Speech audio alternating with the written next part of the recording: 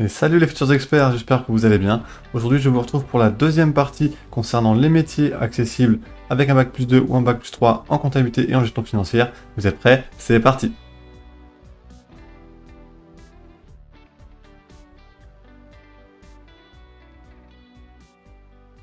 Si vous voulez devenir l'expert de demain en comptabilité et en gestion, bienvenue sur cette chaîne. Avant de commencer, n'oubliez pas de vous abonner et de cliquer sur la petite cloche de notification si vous voulez être au courant de mes prochaines vidéos. Pour faire suite à ma vidéo précédente, aujourd'hui nous allons nous concentrer à la profession d'assistant PME-PMI et au chargé de recouvrement. Si vous n'avez pas vu ma vidéo précédente, nous y avons traité le métier de comptable et le gestionnaire de paye. Je vous mets une petite fiche juste ici. Entrons tout de suite dans les deux sujets avec la profession d'assistant PME-PMI. Pour pouvoir avoir ce type de poste, il vous faut soit un bac+2, soit un bac+3. On voit ici le BTS compta gestion, le BTS assistant de direction ou le BTS SAM, support à l'action managériale.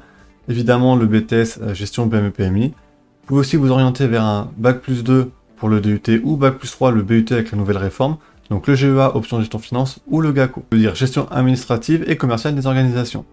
On peut également pouvoir y accéder avec une licence pro en gestion comptabilité ou le DCG, diplôme de comptabilité et gestion. Les offres pour ce type de poste concernent principalement les entreprises, des TPE voire des PME, et en termes de rémunération, un assistant PME-PMI débutant va toucher à peu près entre 25 000 et 35 000 euros bruts par mois, ce qui correspond à un salaire net de 1 600 à 2 300.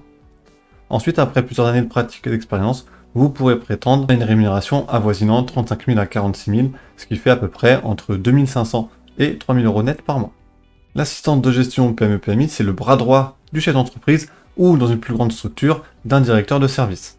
Il va donc lui remonter tous les problèmes administratifs et les problèmes de gestion et échanger avec lui sur les résultats, les contrats en cours et éventuellement un peu de recrutement. Concrètement, au niveau de ces missions, si vous êtes dans une TPE, vous allez toucher un petit peu à tout. Vous allez avoir des missions administratives avec tout ce qui est gestion du courrier, contacter les clients, archiver les dossiers, passer des commandes aux fournisseurs. Un petit peu de gestion des ressources humaines avec l'édition des plannings, des bulletins de paye, le suivi des absences et des congés. On peut également vous demander de faire un peu de comptabilité, le suivi et les relances des impayés, la tenue de la comptabilité quotidienne, les déclarations de TVA. Et on peut retrouver également un petit peu de gestion commerciale avec des études de marché, des enquêtes clients et des présentations en interne. Par contre, si vous êtes dans une PME ou dans une PMI, comme il y a déjà des personnes pour faire chacune de ces tâches-là, vous allez en fait vous spécialiser dans un de ces domaines. Au niveau de ces conditions de travail, même si une grosse partie repose sur de la bureautique et donc sur une activité plutôt sédentaire, il y a aussi un important axe relationnel.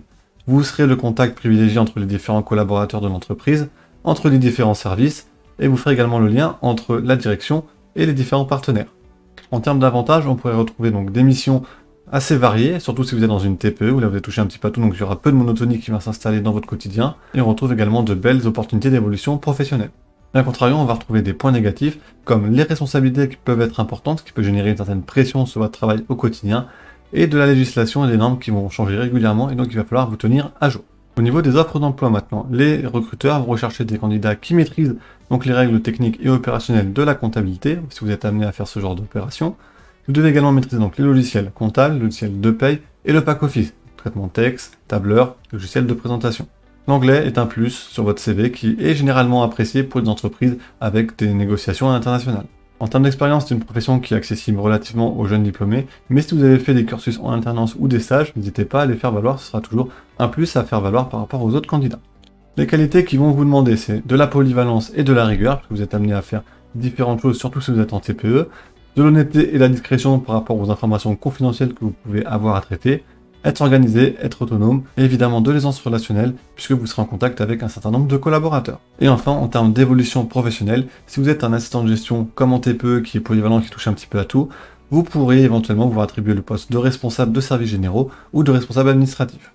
Maintenant, si vous êtes un assistant spécialisé dans un domaine, vous pourrez prétendre à être directeur donc, de ce service spécialisé. Nous en avons terminé avec l'assistant gestion PME-PMI, nous allons donc passer maintenant au chargé de recouvrement. Pour pouvoir prétendre donc à ce type de poste, il vous faut comme diplôme un bac+2 ou un bac+3. On va retrouver donc le BTS compta gestion, le BTS NRDC négociation et digitalisation de la relation client, le DUT ou BUT GEA option gestion finance, le BUT GACO comme tout à l'heure, la licence AES, administration économique et sociale, une licence pro gestion et comptabilité et le diplôme de comptabilité et gestion. Ce type de poste est recherché par les cabinets de recouvrement évidemment et les grandes entreprises ou les grands groupes, principalement dans les banques et les assurances. C'est eux qui recherchent plus les chargés de recouvrement. Au niveau de la rémunération, un chargé de recrutement débutant va osciller entre 30 000 et 40 000 euros bruts par an, ce qui équivaut à un salaire net allant de 2 000 à 2 600 euros net par mois. Et après quelques années de pratique et d'expérience, vous pourrez prétendre à un salaire allant jusqu'à 43 ou voire même 50 000 euros bruts par an, ce qui équivaut à un salaire allant de 2 800 à 3 300 euros net par mois. Le chargé de recouvrement, c'est la personne qui garantit le bon remboursement des dettes. Son rôle est donc de récupérer les règlements des factures impayées, et c'est généralement la personne en dernière qui intervient sur un dossier avant le lancement d'une procédure judiciaire. Concrètement, au niveau de ses missions, le chargé de recrutement va identifier les litiges commerciaux et les clients en retard de paiement. Il va les relancer par téléphone, par écrit, à l'amiable dans un premier temps, afin d'essayer de récupérer les règlements de ses clients. Il va suivre les dossiers, les échéanciers, les relances et les négociations avec les différents clients en mauvais payeurs. Il va effectuer les enregistrements comptables si nécessaire et il va préparer les dossiers pour une éventuelle procédure judiciaire si, malgré tout ça, le client ne paye pas. Il peut être également amené à établir des tableaux de bord et des rapports pour sa direction et il peut être également un interlocuteur entre différents services pour communiquer sur les différents risques et problèmes potentiels. Petit rappel important, même si le chargé de recouvrement, son but c'est juste de récupérer les factures impayées des clients, il ne faut pas oublier qu'il parle à des clients justement.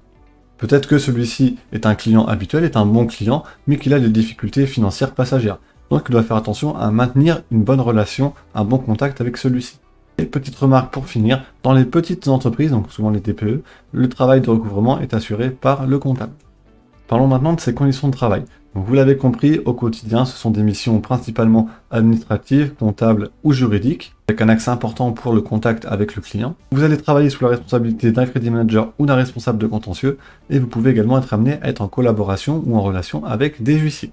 Les aspects positifs de ce travail, on peut retrouver une rémunération plutôt intéressante et de nombreuses offres d'emploi, surtout dans le secteur bancaire ou dans le secteur de l'assurance.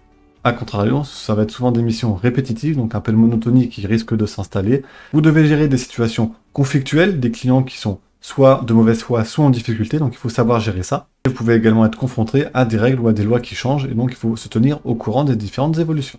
Pour finir, donc au niveau des offres d'emploi de ce que recherchent les employeurs, il leur faut un candidat qui a des notions de comptabilité, qui maîtrise la réglementation et les procédures juridiques, qui maîtrise le pack-office, donc traitement de texte, tableur, logiciel de présentation, et la maîtrise de l'anglais est un plus qui est apprécié par les employeurs. Le demandé pour ce type de poste est assez faible, vous pouvez y avoir accès directement une fois diplômé, ou éventuellement il demande parfois 1 à 2 années d'expérience dans une activité bancaire, financière, commerciale ou une activité de recouvrement. Ça va dépendre un petit peu de votre employeur. Au niveau de ses qualités, l'employeur va rechercher un candidat avec de la rigueur et de l'organisation, puisque tout ce qui est travail juridique et administratif, ça doit être carré et méthodique. Il doit également avoir un bon sens relationnel puisqu'il est en relation avec des clients. Il doit savoir s'exprimer correctement à l'oral comme à l'écrit, puisque tout travail juridique passe par des écrits. Et ils apprécient également un candidat qui a un certain sens de la négociation et de la diplomatie. Et enfin, en termes d'évolution de carrière, vous pouvez éventuellement évoluer vers un poste de credit manager, un poste de responsable contentieux, ou un poste dans le secteur bancaire ou celui des assurances. Donc voilà, nous venons de voir 2 autres professions accessibles après un Bac+2 ou un Bac+3 dans la filière comptabilité ou gestion financière. Si vous n'avez pas vu les 2 premières, je vous remets une petite fiche pour la vidéo juste ici. Pour la suite de cette série, je vous prépare les professions accessibles après un Bac+5. Si cette vidéo est déjà sortie, je vous mets également une fiche juste ici. Si cette vidéo vous a plu, n'hésitez pas à liker, partager, commenter. N'oubliez pas de vous abonner et de cliquer sur la petite cloche de notification pour ne pas rater mes prochaines vidéos. N'oubliez pas également l'information gratuite dans la description. N'hésitez pas à regarder mes autres vidéos si vous voulez devenir l'expert de demain. À bientôt.